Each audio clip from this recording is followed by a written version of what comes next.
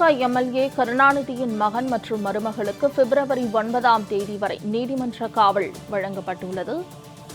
சிறுமி சித்திரவதை வழக்கில் திமுக எம்எல்ஏ கருணாநிதியின் மகன் மற்றும் மருமகள் எழும்பூரில் உள்ள நீதிபதி குடியிருப்பில் உள்ள நீதிபதி முன்பு ஆஜர்படுத்தி சிறையில் அடைக்கப்பட்டுள்ளனர்.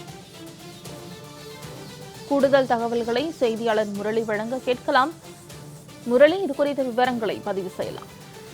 வணக்கம். பல்லாவரம் சட்டமன்ற உறுப்பினர் கருணாநிதியின் மகன் ஆண்டோ மதிவாணன், அதே போன்று அவருடைய மருமகள் மெர்லினா ஆகிய இருவரும் வீட்டு வேலைக்காக அழைத்து வந்த சிறுமியை பலவிதமான கொடுமைக்கு ஆளாக்கி இருக்கிறார்கள். இது தொடர்பாக கடந்த 7 மாதங்களாக அந்த சிறுமியை சித்திரவதை செய்திருக்கிறார்கள். குறிப்பாக கடந்த 15ஆம் தேதி பொங்கல் தினத்தன்றுதான் அந்த சிறுமி அவருடைய தாயார் வீட்டுக்கு சென்றிருக்கிறார். குறிப்பாக அவருடைய சொந்த ஊர் கள்ளக்குறிச்சி மாவட்டம். கள்ளக்குறிச்சி மாவட்டத்திற்கு ஆண்டோ மதிவாணனும் அதே போன்று மருமகள் மெர்லினாவும் அவருடைய சொந்த காரில் அழைத்து சென்று வீட்டில் விட்டுவிட்டு வந்திருக்கிறார்கள். இதனை அடுத்துதான் காத்திருந்தது அவர்களுக்கு ஒரு அதிர்ச்சி தகவல். அந்த சிறுமிக்கு பலவிதமான கொடுமைகள், அதாவது சூடு வைத்து கை, கால், முகம் என பல இடங்களில் சூடு வைக்கப்பட்டு அந்த சூடை மறைப்பதற்காக கைகளில் மெகந்திகளும் வைக்கப்பட்டிருக்கிறது தெரிய வந்தது. இது தொடர்பாக உளுந்தூர்பேட்டை அரசு மருத்துவமனையில் சிறுமியை சிகிச்சைக்காக அழைத்து சென்றிருக்கிறார்கள். அப்பொழுது மருத்துவமனை தகவலின் அடிப்படையில் தான் சென்னை திருவான்மியூர் காவல் நிலையத்திற்கு தகவல் கிடைத்திருக்கிறது.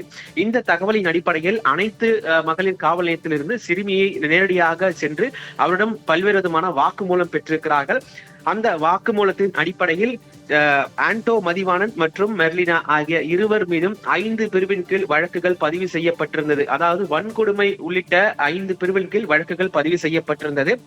இந்த நிலையில் கடந்த 8 நாட்களுக்கும் மேலாக எம்எல்ஏவின் மகனும் மருமகளும் தலைமறைவாக இருந்த நிலையில் நேற்று அவர்கள் ஆந்திராவில் கைது செய்யப்பட்டிருப்பதாக சென்னை தனிப்படை போலீசார் தகவல் தெரிவித்திருந்தார்கள்.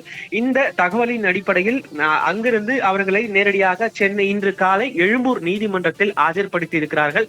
ஆஜர்படுத்தப்பட்ட பிறகு நீதிபதி அவர்களுக்கு 9ஆம் தேதி வரை நீதிமன்ற காவலில் வைக்க உத்தரவு பிறப்பித்திருக்கிறார். நேற்று அந்த சிறுமியை சென்னை ராயப்பேட்டை அரசு மருத்துவமனைக்கு அழைத்து வந்து முழு உடல் பரிசோதனை மேற்கொண்டிருக்கிறார்கள். அந்த அறிக்கையையும் நீதிபதி முன்பு போலீசார் சமர்ப்பித்திருக்கிறார்கள். இது தொடர்பாக இந்த சிறுமியை பல்வேறு விதமான கொடுமைக்கு ஆளாக்கி இருப்பது உறுதியாகியுள்ளது. இதன் அடிப்படையில் நீதிபதியும் இந்த 2 பேரையும் வருகின்ற 9ஆம் தேதி பிப்ரவரி 9ஆம் தேதி வரை நீதிமன்ற காவலில் வைக்க உத்தரவு பிறப்பித்திருக்கிறார்கள்.